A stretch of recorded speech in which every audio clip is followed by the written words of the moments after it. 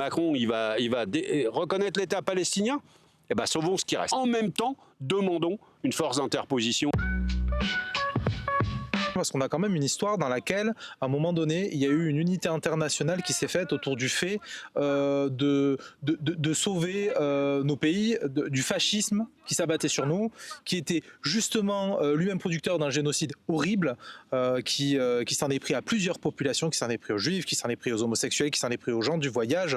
C'est quelque chose qui baigne notre histoire depuis l'enfance, ou à l'école, dans les références historiques.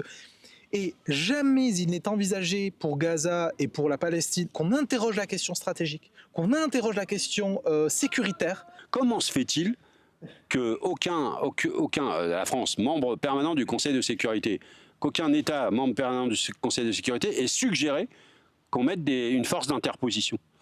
Pourquoi est-ce qu'on laisse Israël broyer Gaza? Parce que on va broyer, on va détruire, on va broyer, ils sont dedans. Il y a les chars et les bulldozers, ils sont en train de tout détruire, tout. Pourquoi est-ce qu'il n'y a pas des casques bleus? Pourquoi? Alors, je sais qu'il faut l'autorisation d'Israël pour les envoyer, etc. Mais ça devrait être la pression, ça devrait être le combat. Le président de la République, Macron, il va reconnaître l'État palestinien. Eh bien, sauvons ce qui reste.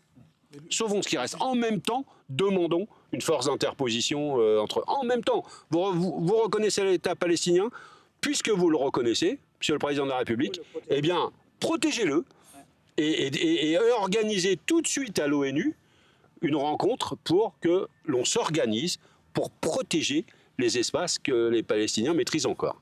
Et puis après, on va discuter de comment on récupère ce qui a été colonisé, ce qui a été volé aux Palestiniens et comment on fait en sorte que ces deux États puissent vivre ensemble. Quelle protection ils auront, plus l'un que l'autre, hein, parce que pour l'instant, les plus faibles sont quand même les Palestiniens, ce n'est pas les Israéliens.